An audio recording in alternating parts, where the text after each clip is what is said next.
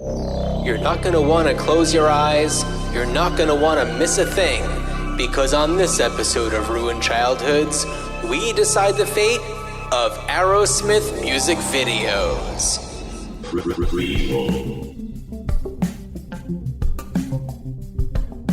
Sequel. Reboot.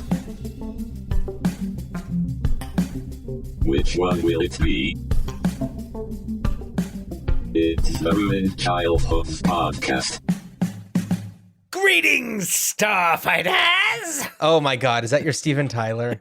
I don't know what that Dan, we should have tied scarves around our microphone stands.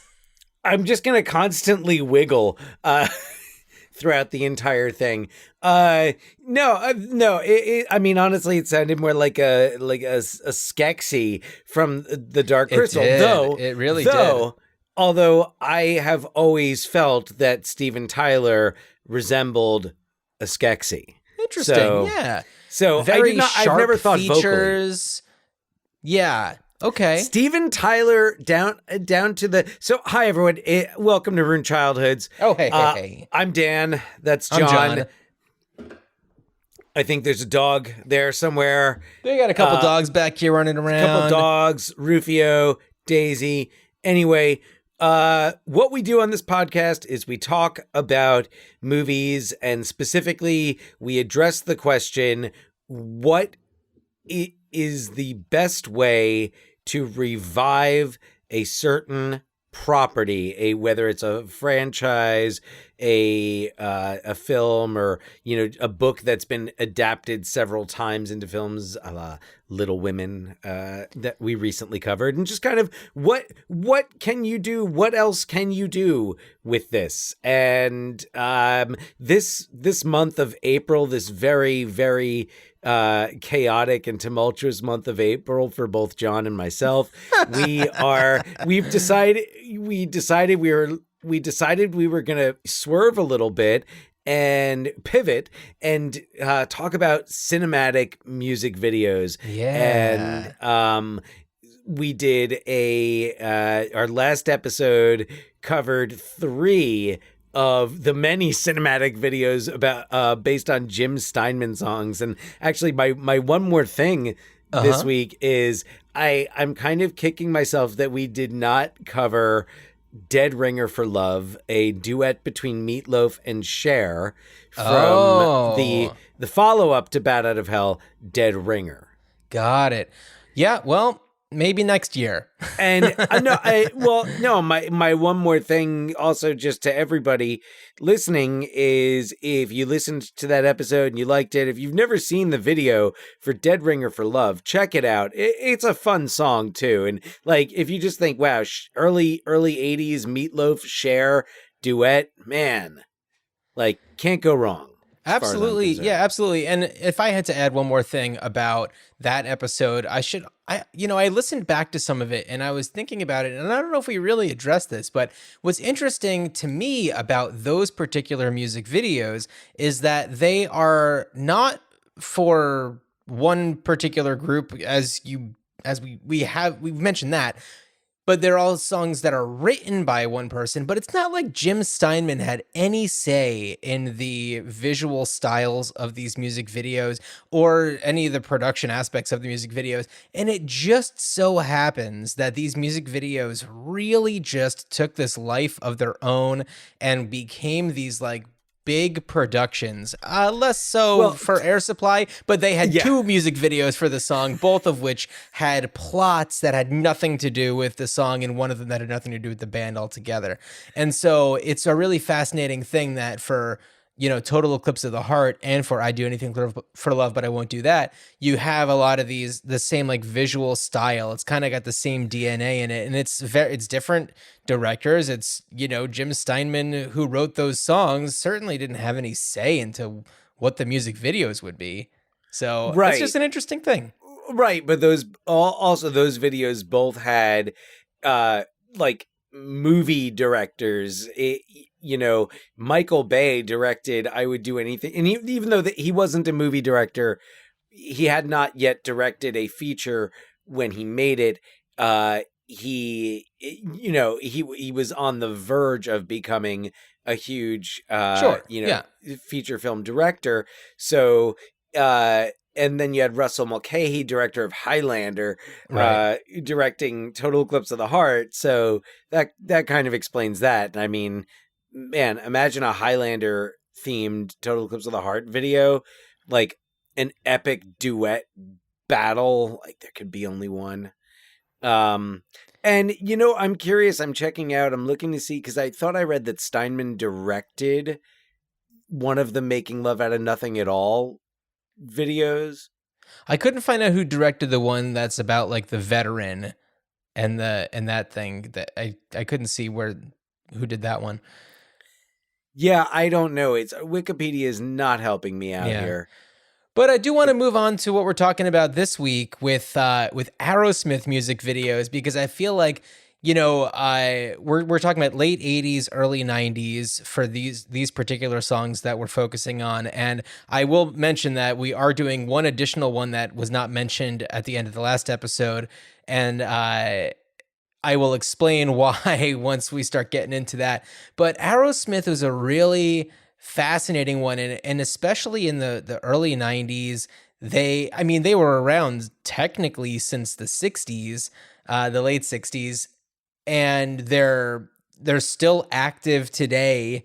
Maybe not so much in the ways that they were, when these songs were being made, or when they had these like moments where they would like pop up and become like extremely relevant again. And like when Armageddon came out, they had this big moment. And then the album Get a Grip, which we're going to be talking a lot about on this episode, was another one where it was just like so many hits on that album, including the ones that we're covering today, Living on the Edge. It was just like this huge moment for them. And it's a really fascinating band.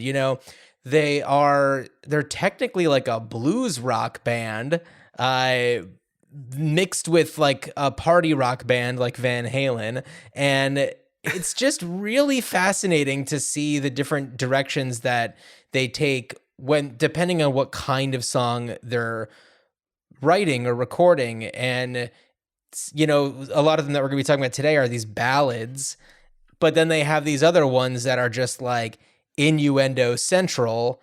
And then they'll have some other ones that are just like straight up blues songs that maybe Steven Tyler isn't singing on. And it's just like, oh, this is a weird pivot for them. So anyway, but I feel like, but like you were saying, that's kind of, I think, more their roots that they've gone back to. Like, I know, like and I'm trying to remember like the last time that they really had like a moment since Aerosmith, since Armageddon, and I Don't Want to Miss a Thing. I'm sure, like, I know they've released albums, like they continuously record and tour. I mean, I know they take breaks, but yeah, like you said, they're still active, been active for a long time. I recall you being quite a Aerosmith fan in your youth. See, I was a really big Aerosmith fan, and I want to credit it largely. Sorry, I'm just looking. It looks like their last studio album was maybe 2012, Music from Another Dimension. I don't remember that one, but yeah, I was a big fan, and I think that a lot of it had to do with them being on like the Wayne's World and Wayne's World 2 soundtracks, specifically Wayne's World 2, where they make an appearance at Wayne Stock, and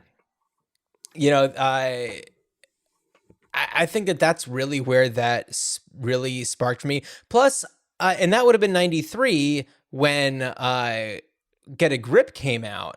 And Get a Grip was also just like a huge album because everything was being played on the radio at the time. And when it came time to go to Sam Goody and pick out, whatever we were allowed to get, that was definitely a cassette that I got. And I feel like also they had this like greatest hits album, which is so funny because like this greatest hits album that came out with like this red cover with the like white, and it's just like, oh, that came out before so many of their like huge hits that we would think of today. And, because they had so many, I mean, Get a Grip was their like 11th studio album. That's so wild. And what's interesting is you talk about how they kind of have these moments, these ebbs and flows. Yeah. So I remember I might have been the same age that you were in there's 5.5 years between us age-wise. Right. I was 10 when Get a Grip came out. Okay. So then if we look at the era, so I would say I was a little bit older than that when like was it Permanent Vacation? Permanent Vacation came out when you were 10. Pump. Yeah. What was on Permanent technically Vacation? on the cusp of becoming 10. It was, Was that like Ragdoll? 87. Permanent Vacation, I believe, yes, had Ragdoll. That one, yes, that was Ragdoll. Dude Looks Like a Lady. Yeah. Yeah. That was huge. And like you said, that was when, most people listened to one radio station or like you flipped between like if you were in the New York area, you were listening to Z100 and WPLJ, Sure. maybe. You go to Q104.3 for classic rock. Mm-hmm. WCBS FM 101.1 for the oldies. Great radio. 102.7 for a while. WNEW. Anyway, but the point is, you'd listen to these top 40 stations, and you'd hear, Meatloaf, I Would Do Anything for Love. Sure, yeah. And then you'd hear Crying, right after it, or Amazing, or Crazy, or it could be any of the three, and I would not know. Living on the Edge as well. Living on the Edge, or Weird Al's version, Living in the Fridge. Living in the Fridge, which is such a strange parody for that one. Yeah, and then, you mentioned Pump, which was 1989, and that's where like Love in an Elevator comes, and also the first song that we're going to be talking about today, or the first music video we're going to be talking about today, Janie's Got a Gun.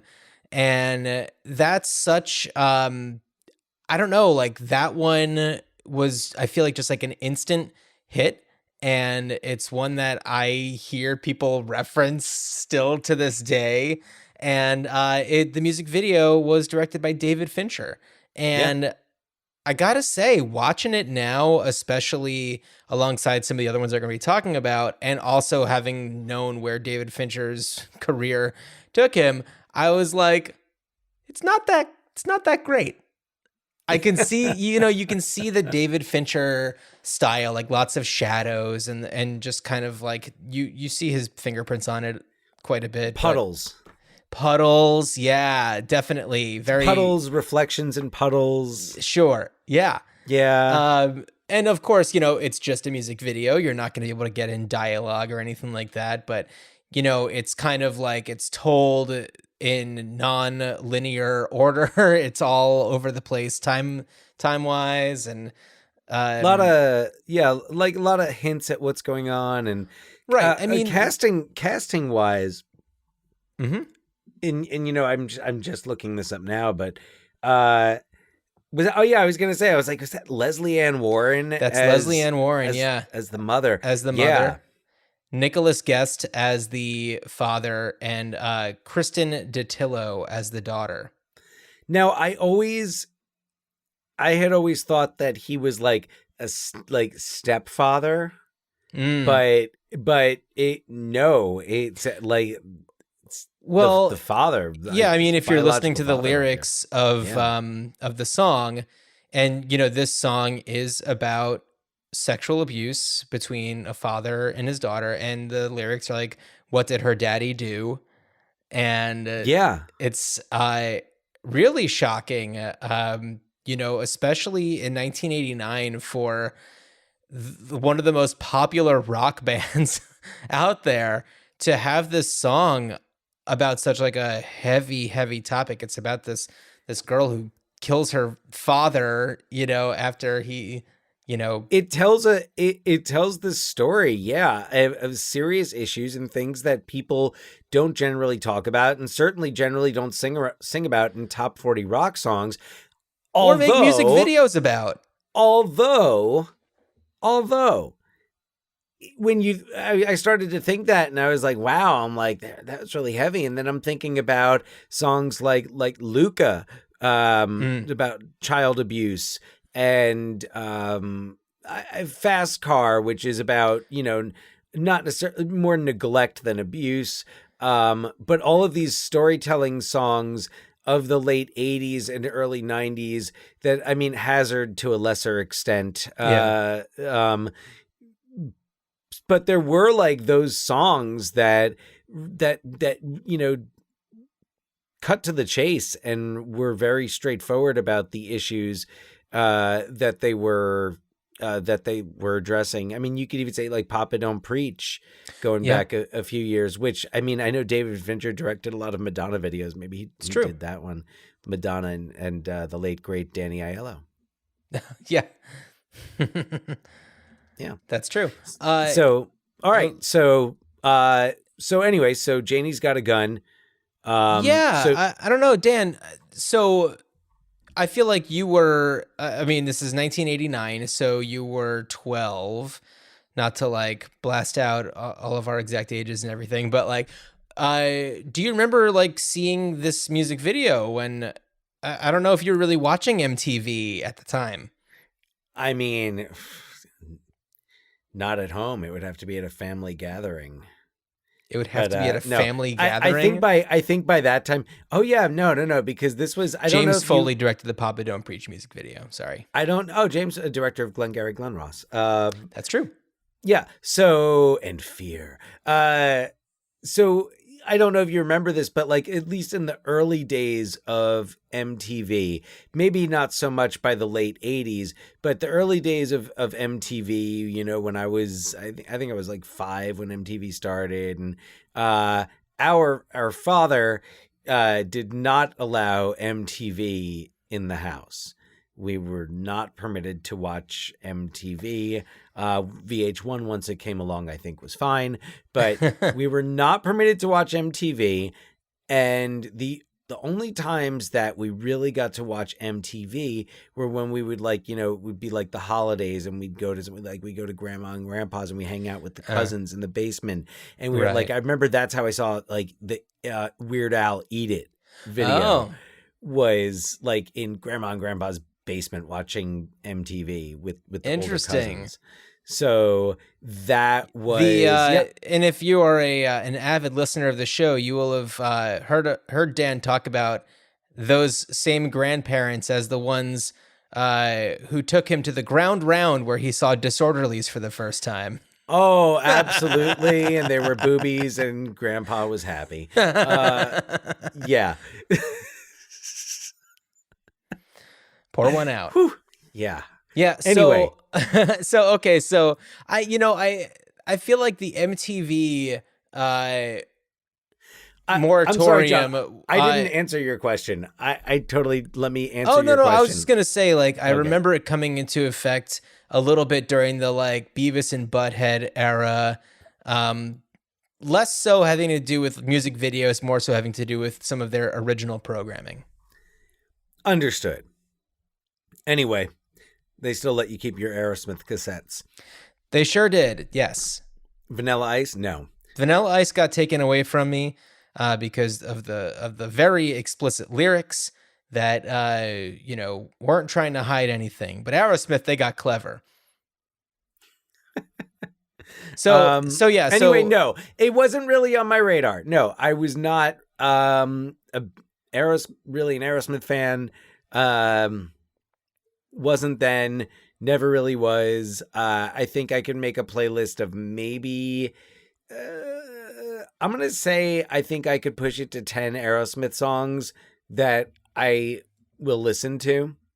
Okay. That I can tolerate. That's a lot of songs. If you're talking about like one band who's got, that you don't particularly care for with 10 songs, that's a good. All right. Let me see. I'm gonna do this right now. Let's see if I can push it to 10. Okay, and I'm not gonna take a lot of time with this. Okay. Okay. So we'll do Dream On, which was written for classic graduation ceremony, Berklee College of Music. Look how much you know about Aerosmith already.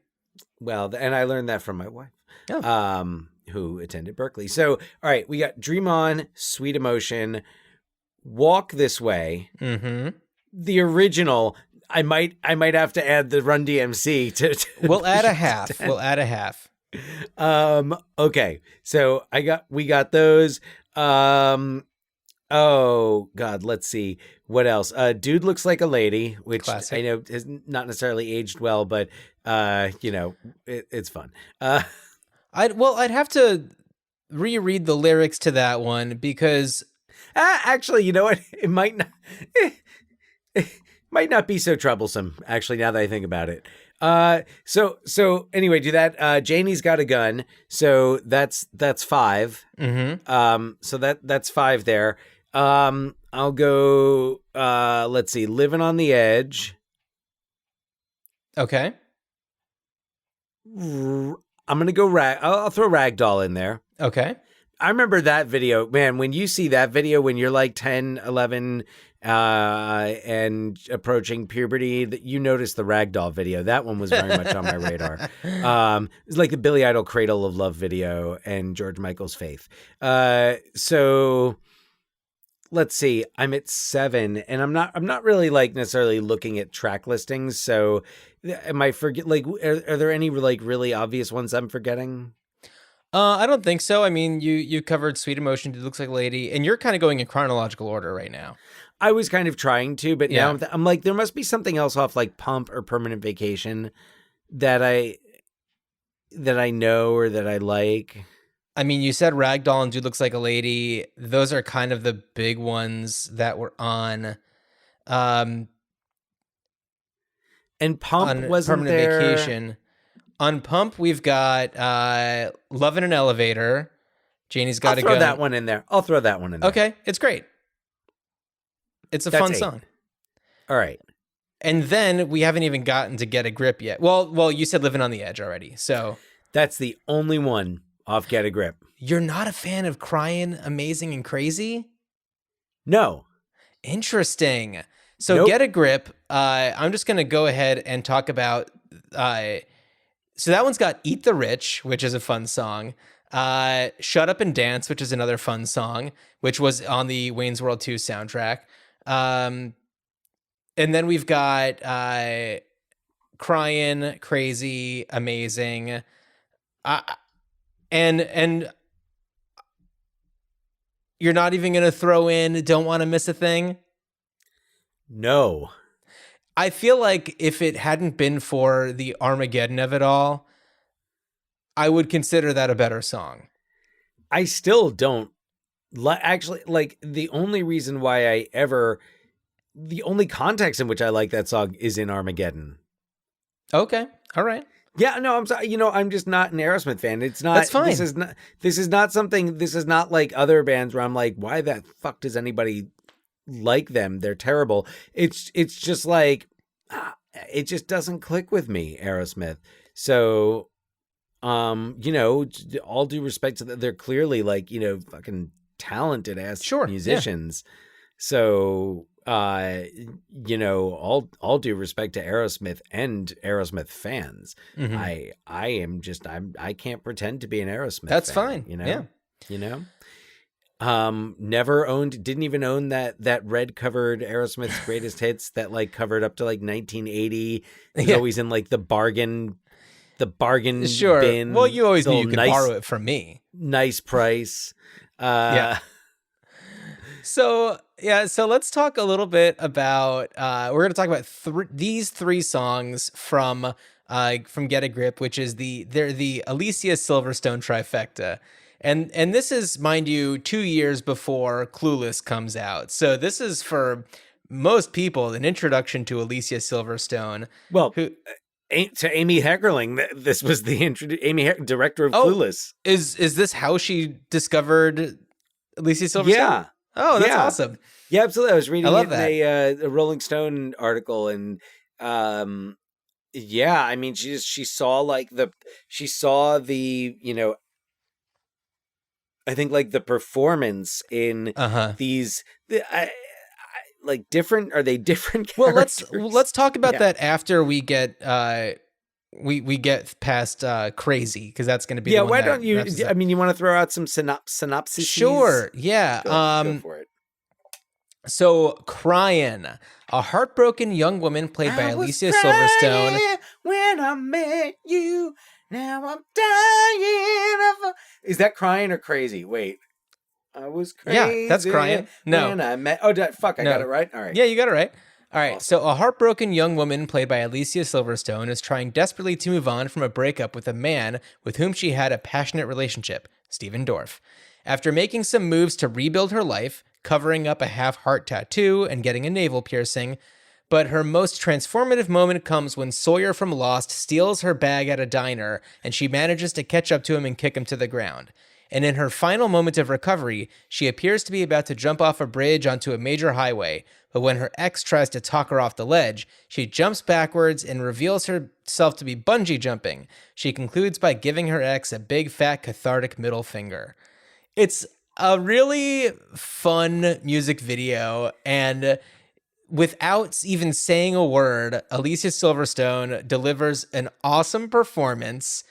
And for anybody who remembers her most from Clueless, wearing the like Beverly Hills style outfits and stuff like that, here's this like grungy young lady just like totally owning it. And yeah, she's awesome. Just kind of on her own and owning it. Yeah. So kind of, ignoring the song and focusing on the video here. There's a couple of things to say about the video. First of all, wouldn't it be something if this video turned out to be like it was a flashback from Lost and it was like like one of those, when we see Sawyer getting into his life of crime and all that. Josh Holloway, I believe, right? Josh Holloway, yes. We don't really hear from him much. I mean, does he do television? Yes. I know he was in one of the Mission Impossible movies briefly. Yes, he was. He was at the in the beginning of. I think that was Ghost Protocol. It might have been Ghost Protocol. Yeah. Nice. Not Mission Impossible 3, which J.J. Abrams directed, which is very good. Philip Seymour Hoffman is the villain. That is correct. So, anyway, getting back to these videos. So first of all, I was like, man, what if this was like a like Sawyer backstory here and robbed a purse and ended up getting drop kicked on a sidewalk. Yeah, it's in a music video. She actually drop kicks him. She does kind of drop kick him, yeah. So I feel like this music video, just like for people in definitely my age range, Dan, I don't know if people so much your age, like this music video resonated as much, but like it was so memorable and it really just kind of like sent this shockwave through like, I don't know, just kind of like the MTV viewership of the time. Oh, I would say it definitely resonated with members of my generation, of like, my age group, my demographic. I just, not with me specifically. Yeah. But I mean, because like, look, I was in high school and like Alicia Silverstone is, I think, maybe a year or two older than me, but, she was playing those characters and that we were seeing, that we were watching, that whole idea of just, flipping off the, neglectful boyfriend when he just expects you, which, by the way, watching the Vivo version of the music video, I think was the first time I ever actually saw the middle finger uncensored. Yeah, they uncensored. Yeah. I had a moment when I watched it. I was like, oh, yeah. Oh, they used to censor that out. I'm like, I feel like I remember that being censored out with like silly little, like a cartoon character. Yeah. Yeah. I don't know, the whole thing of her like jumping off of the bridge and like the bungee jumping, there was something that was very like Gen X about it. That was just like, it felt like something that would have never come from, I don't know, something just a few years before. They don't do that in Rebel Without a Cause. No. It just came, like, it was very much of its time. Well, bungee jumping was very, like, 1990s. That was when, like, that was Yeah. And just, like, the attitude of it all, getting the navel piercing, that kind of thing. Like, so mid-90s. Yeah. Wow. Yeah. Yeah. And I don't know, it just felt really like kind of one of those tentpole pop culture pieces that stands out as being like, you know, like a real time capsule moment. Yeah, I mean, this whole like trilogy of videos, I would say is, and without Alicia Silverstone, and I mean, and to a a greater also like these videos, I don't know that the album would have been as successful. I don't know that these songs are necessarily memorable without I mean, I guess they are because people really like these songs, but I'm like, other than the videos are what make them memorable. Well, yes. To I me. mean, me. the songs themselves, and I did listen to the album the other day, and there was something, and I don't. It's really difficult to really gauge exactly how I feel about it. I feel about these songs just as songs themselves, because you know, when you listen to these songs, you visualize aspects of the music video in your head, and it was really hard to shake that for me.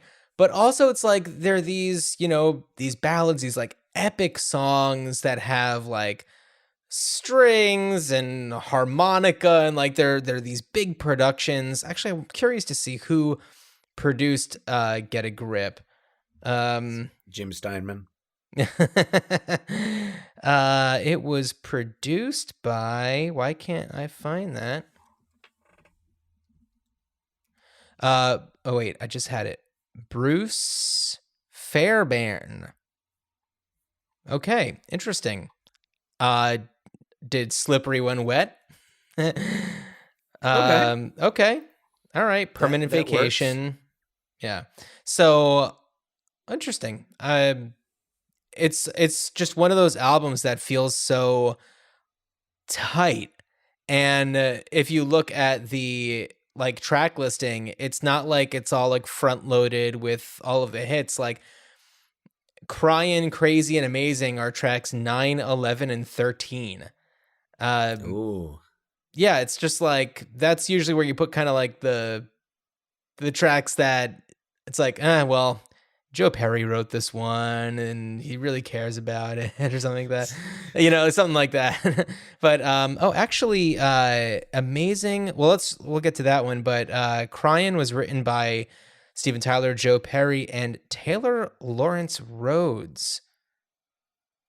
So I guess TLR. he's just... What's that? TLR. Worked with Ozzy Osbourne, Celine Dion, Hilary Duff. That's interesting. Yeah. God, who's who? And you know, Dan, you were talking about the censorship in like the Vivo music video of The Middle Finger. When that clip comes up in the music video for Amazing, it is censored in the version that's online, because Amazing takes place in the Cryan verse. So in Amazing, a young man, Jeremy London, is transported into his virtual reality fantasy world and accesses clips from the Aerosmith music video for Cryin'. He enters the world of this music video and saves Alicia Silverstone's character from her troubled life as they go on a motorcycle trip, hitchhike on a stunt plane, and then eventually skydive/snowboard together. But what we come to discover is that his version of reality is actually a virtual world as envisioned by Alicia Silverstone. So it's an Inception VR trippy thing where like her VR is of some guy in his messy bedroom using VR to go into the Crying music video and like change her mood and make out and like prematurely ejaculate, I believe, is the insinuation that happens when he spills the soda on the keyboard, and they have to wait for his refractory period before they continue their motorcycle ride. Something like that. I mean, I would say it's very on brand for Aerosmith to have, the spilling of soda at an inopportune moment be representative of premature ejaculation. Yeah, right. Yes. Oh, or God. like I mean, I guess maybe it just would have been too obvious to have it be like a soda bottle opening and erupting. Yeah, totally. With fizz. But No. hey, whatever. I guess that's why I'm not directing that. Yeah, well, speaking of which, Marty Callner is the director for both the Cryin' and Amazing music videos. So hats off to. Did he not direct Crazy? Did he do Crazy? He did do Crazy. We haven't gotten to Crazy yet. Oh no, but man, that's the. Well, is there supposed to be a specific order? I guess. Well, I thought that Cryin' made the most sense to start with because Crazy, I feel, is a completely different person. We'll get to Crazy in a second. Okay. But talking about Amazing, this is one where it's also so early 90s. And it's like, now we have the virtual reality stuff in a mainstream way. And the fact it's such an interesting thing that like in the early 90s, there was this idea that virtual reality was going to be this thing. We had the Lawnmower Man and there are all these other like movies and things like that where like VR was like, this is it. We're on the cusp of this new thing. And it's like, and then it just kind of disappeared. And then a few years ago, it just really came back where it's just like, all right, we figured it out. Now we're ready. It's like, oh, remember that thing that was kind of like goofy a while ago? Well, no, now we got it for real. Yeah. So the organization that I work for, which is called PAMCUT, it's the Portland Art Museum Center for an Untold Tomorrow. I am the associate director of creative programs there, and we're about to launch our next round of what we're calling VR to go. So it's kind of like VR headset rentals that are preloaded with like a curated selection of titles that, you can take it home for either a weekend or like a Tuesday to a Thursday and just kind of like watch some cool VR stuff. And this is the world that Alicia Silverstone and Jeremy London are living in 1993 in a different way. And then, of course, we have the band playing in settings that kind of match with what kind of vibe we're going for. Steven Tyler's kind of like in the like the Jamiroquai virtual insanity tunnel at one point. Yeah. Virtual Insanity. That's another one that it's a reference to virtual reality. And I mean, what year did that come out? That was probably 98. Yeah, that was probably a little bit later.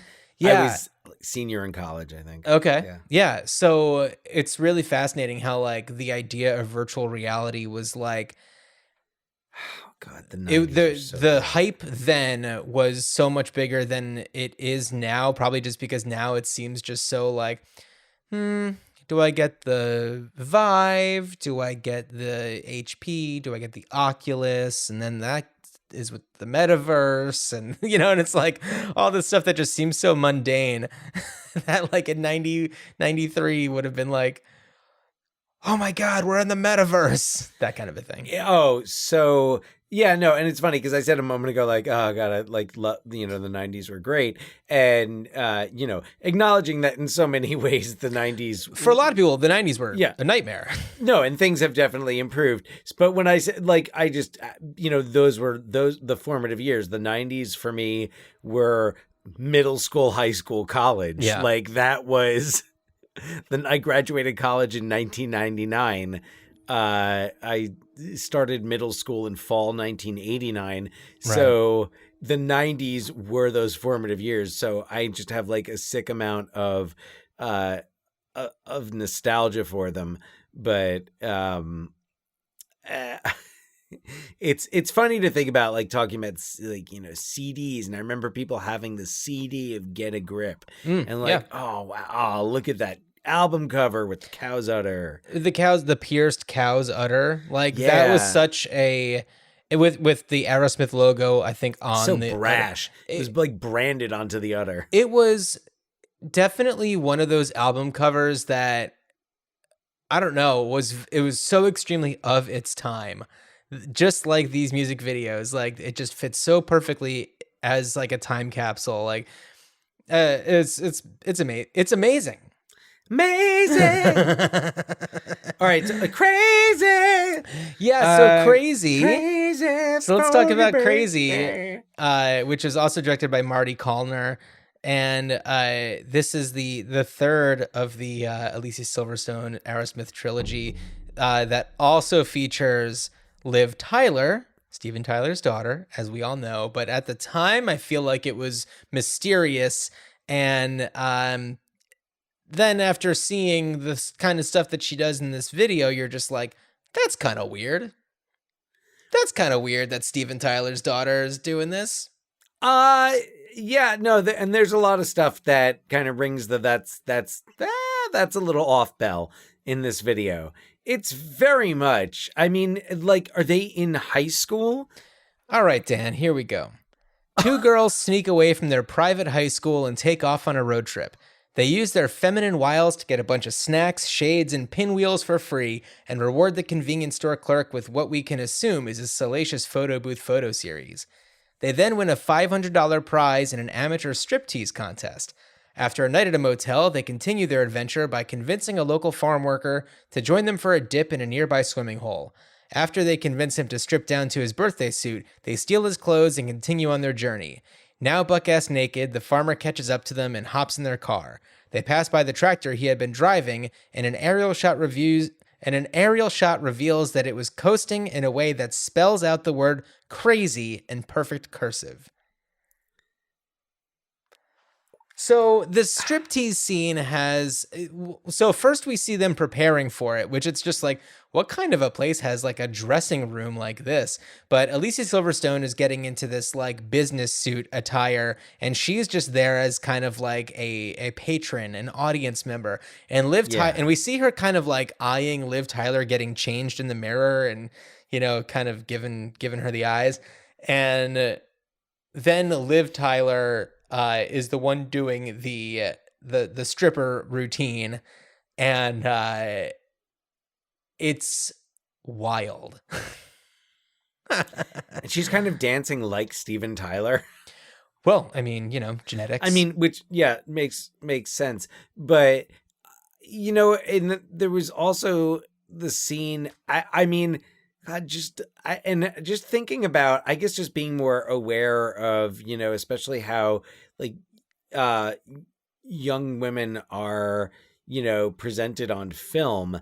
And this video starts with like a low angle shot of Alicia Silverstone, like coming out of the bathroom, like what, like kind of picking a wedgie. No. She's sneaking out of the window of what we can assume. No, is the probably first shot bathroom. is she's walking out.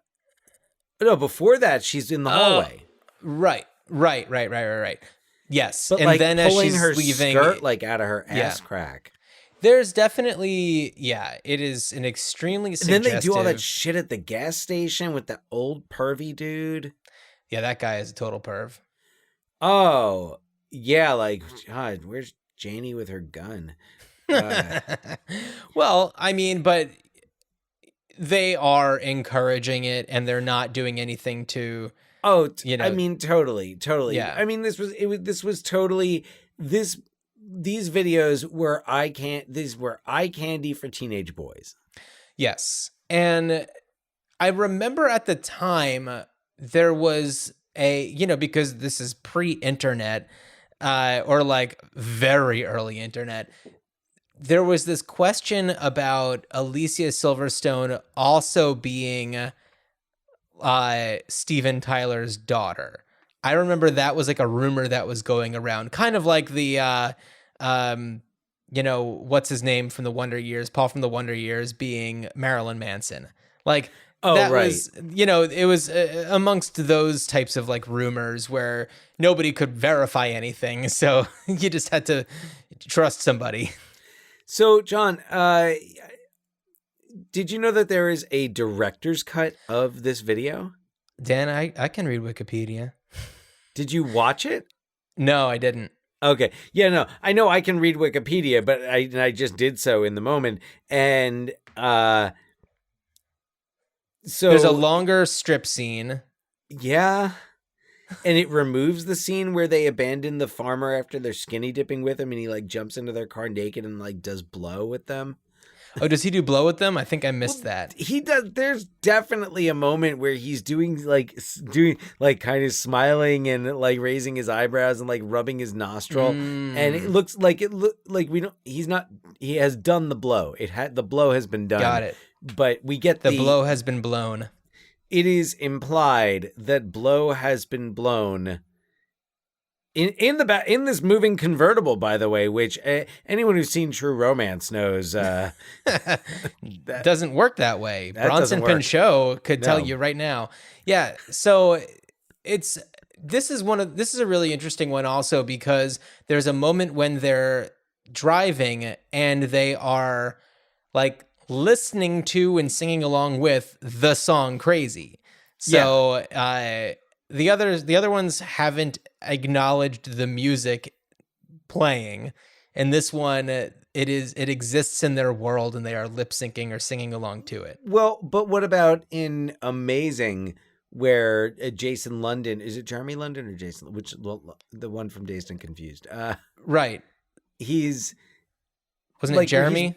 Watching the video. Is he watching? He's watching the crying video. Right.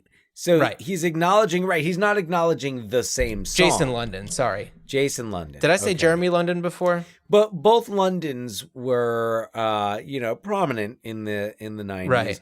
But this London was the one in Dazed and Confused. Mm-hmm. And Mallrats. Right. So, I guess the better known of the London twins. Yeah, but Party of Five, also in Mallrats. Yeah. Yeah. Yeah. Absolutely. So great. So what do you do? Jeremy London starred in Mallrats. Yeah. The same one who's in Mallrats was in Dazed and Confused. All right. So Jason London. Because Dazed and Confused and Mallrats basically shared a cast. That's true. Yeah. The Gramercy, Wait, hold on. Okay. Jason London was in Dazed and Confused. I'm not asking you, I'm telling you. Yeah, I believe you. Yeah, so that is not Jeremy London who is in Mallrats. Is it the same London? Is it Jason London who's in both Dazed and Confused and Mallrats? No, Jeremy. Jason God, London. Why do they both have J names? God damn. Jason London. This is the line from Wikipedia. Is an American actor known for his roles as Randall Pink Floyd in director Richard Linklater's film Dazed and Confused. And so then Jeremy London's says, is an American actor is best known for Party 5, Seventh Heaven, a starring role in the 1999 comedy film Mallrats, as well as notable blah, blah, blah, blah, blah, blah. So they're twins. So, it makes sense. I guess I always just assumed it was the same one because there's so much crossover between those casts. Yeah, I did too. Anyway, that's wild. Another conversation for another time. Apologies if I said the wrong London when describing Amazing. Right, so he's watching the Crying music video.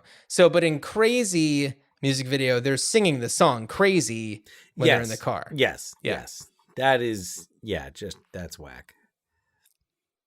And I think that Crazy is also the one where it starts with, and you see Steven Tyler wearing that masquerade mask and he's slithering around and stuff like that. Was that Crying? Was that Crying or Crazy? The porcelain mask? Oh yeah, maybe that was Crying. They kind of blend together. Because Crazy was the one. Crazy is the one that starts with Alicia Silverstone. Crazy is the one with Alicia Silverstone and Liv Tyler.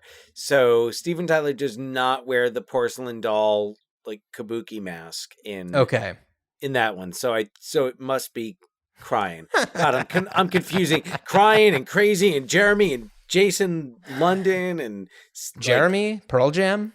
What? That's a good music video. That was another song that I was gonna say covered a very serious controversial- topic. Very serious. Actually, it's a song that like there was some because I teach in Seattle, and because Jeremy was a real person. Yeah.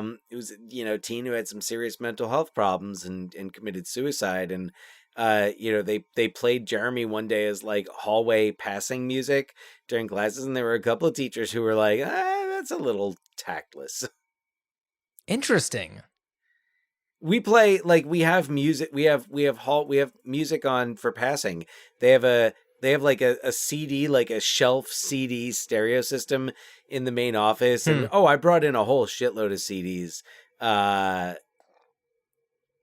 just to hear like good stuff during. I don't think we had Aerosmith, but we did Meatloaf. We did Meatloaf the day after Meatloaf died. Okay, all right. Yeah, no. The day the music died. The day the Meatloaf died. So Dan, what would you do with the Aerosmith music video if they asked you make a part 2 to a video? No. I was like the virtual reality. I'm like, wouldn't it be I was thinking about all the Aerosmith videos, and I was like, what if you could do like a virtual reality experience of Aerosmith videos and like be in the Aerosmith videos, interact, right. And you could steal an Aerosmith VR experience would be really cool. I was thinking about it, and I guess that would be probably the most fun thing to do with it. I mean, I'm sure if it hasn't been done already, it will, like some type of like Aerosmith jukebox musical that somehow uses these characters. I could see that. I could see something like that happening, but I think a virtual reality experience. Although I don't know. Do you really want to be like the cop investigating like Janie's got a gun? Right. And I feel like in certain circumstances, you'd have to say like, this does not include every music video. This does not include Janie's got a gun, but the Crying Amazing Crazy trilogy. Right. Even though, and I know that you asked this earlier, but it is my interpretation that the Alicia Silverstone in the Crazy music video is not the same Alicia Silverstone that is in the Crying music video, and to that effect, the Amazing music video, at least until the very end. Because I was gonna say, oh no, go ahead. I was gonna say because the Crazy version of Alicia Silverstone would not be acting the way that Crying Alicia Silverstone is necessarily acting. That's why I think that Crazy is like the part 1. You think Crazy is part 1? Because I think that Alicia Silverstone in that one is lesbian. I think that I think that she and Liv Tyler's character are, if not together, then definitely, and not to say that she can't be bisexual, but I think that in Crying, when you see her in the movie theater and she sees Stephen Dorff making out with someone else, she looks way too forlorn to be this like extremely confident, reckless version of that. But I think this is like her high school. This is her rebellious time. And I think maybe part of the story that we're missing, and maybe this is the answer to the question here, is what happens to their friendship between Crazy and Crying and Amazing. I'm sorry, it's Crying and Amazing. And what happens, like, is that maybe like, what's the falling out? Maybe it's not Alicia Silverstone who's gay. Maybe it's Liv Tyler, and then maybe when Alicia Silverstone was like, oh, I just thought we were like just like kind of having fun and being like, free and independent and enjoying our youth, and Liv Tyler was like, no, I took that shit seriously. But the way it would be interesting. The way that she looks at Liv Tyler through the mirror when she's getting changed is definitely very like hubba hubba. Well, right, no, it's horny, but like they're teen, like it's also, but and then therein also lies another issue with this video is they're like, hey, like yes, it's eye candy for teenage boys, but like it's all older men who are making these videos. Well, that's true. I mean, that's Yeah. something else. That's an entirely different thing. Yeah. Anyway, but so thinking about that, I wonder like what happens, and maybe Alicia Silverstone's that was a phase, and or maybe the untold part of this story is also that her experiences, like maybe Crying and Amazing are her learning that that maybe no, like, you know, men are just not, like, maybe she's like, I'm gonna try, I am going to, you know, I'm gonna have some boyfriends, and maybe it's like, man, I just keep getting like going out with like Steven Dorff, and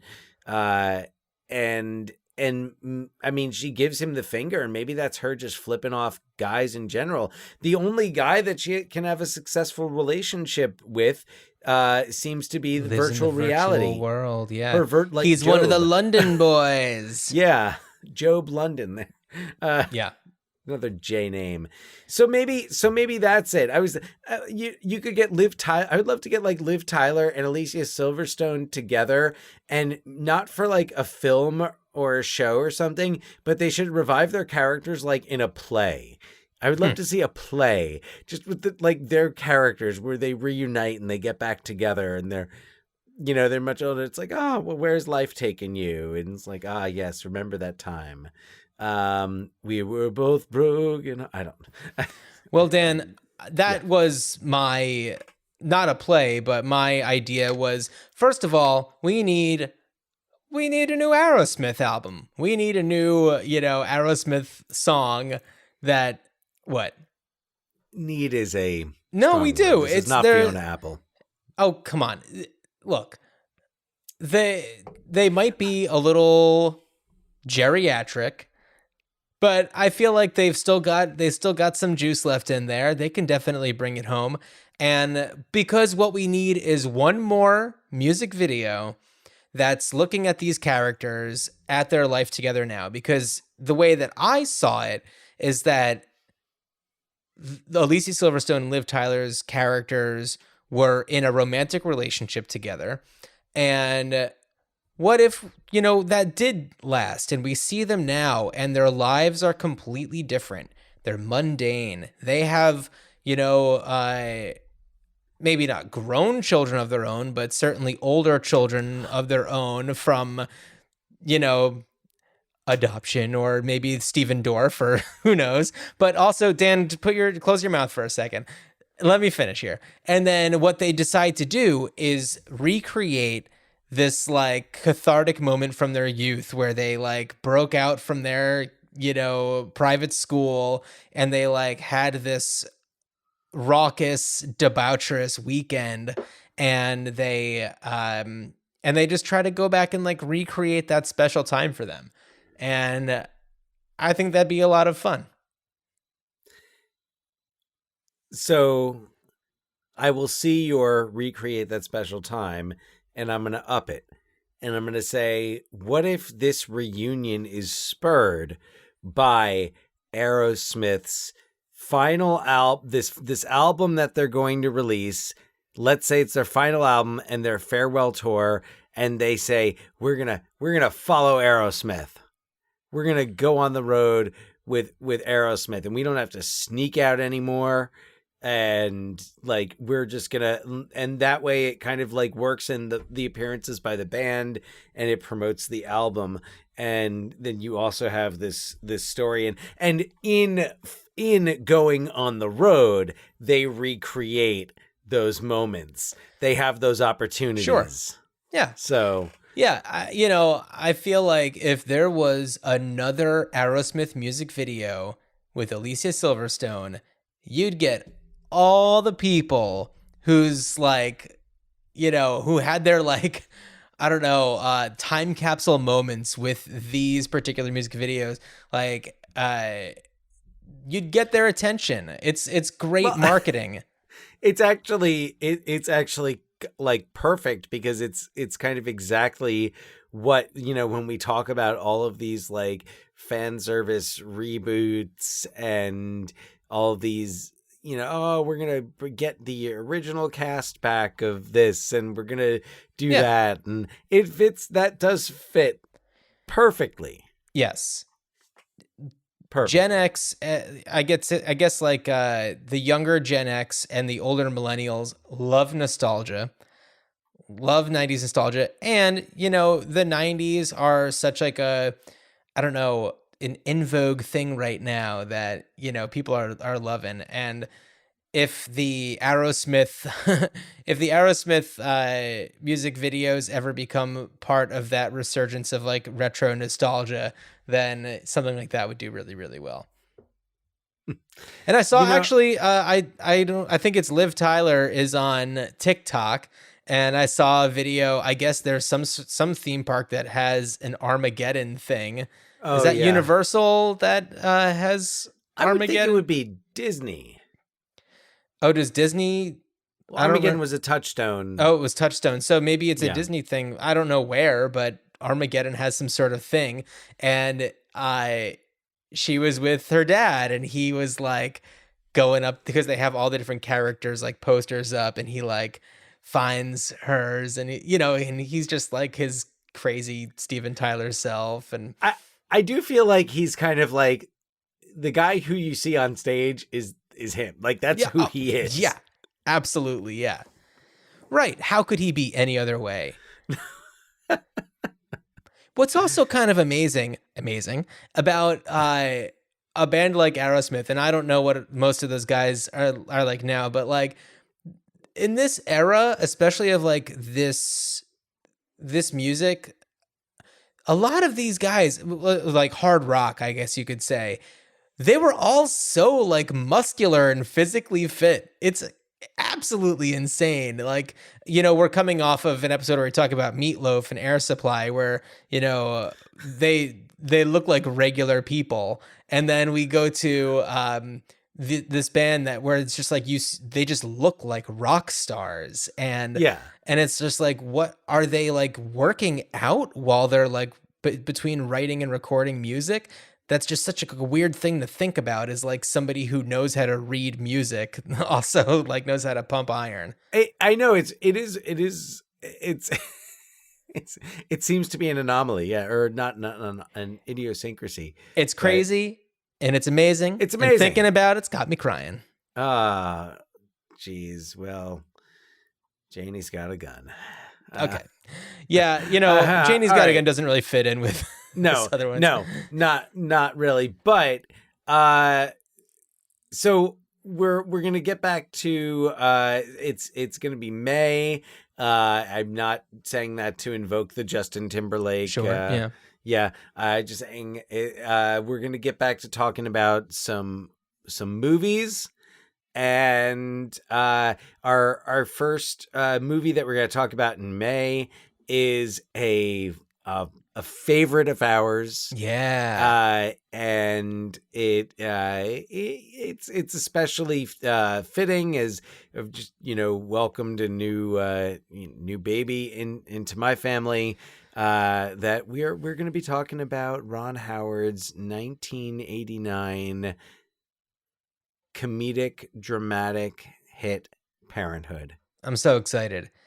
The cast, when you start, you can't stop. We're going to start.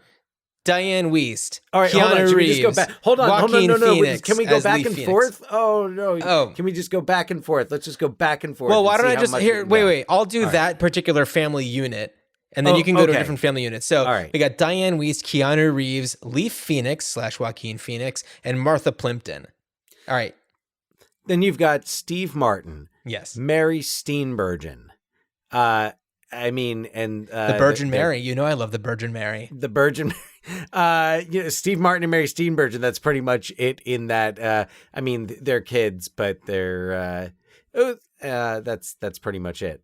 Steve Steve Martin, Mary Steenburgen. Yeah, then you got Rick Moranis, and I don't remember who plays his counterpart. Harley Jane Kozak. Oh, okay, there you go. So Rick Moranis, Harley Jane Kozak. You've got Jason Robards. As the family patriarch. You've got Tom Hulse. As the Amadeus. The youngest son. You've got Dennis Duggan, who we've talked about before, is in there as Steve Martin's boss. Helen Shaw, a classic Hollywood. Helen Shaw as Grandma. Grandma, yeah. It's got some great moments. I wonder who was president when she was born. Whatever, we'll talk about it another time. Anyway, I could tell you, but I am not going. Yeah, I'm like, I feel like we're missing. I keep there's like, so many more. There's so many more. I mean, Clint Howard has of course. A great Clint Howard appearance in this. Yeah, so I'm certainly really excited to talk about this. You know, a lot of people are maybe more familiar with the more recent television series, but we will get to that on the next episode of Ruined Childhoods. And Dan, as you are bungee jumping off of a highway overpass, I wish you a good journey. Oh, I'm crying, John. You have a crazy, amazing journey. Janie, gotta go.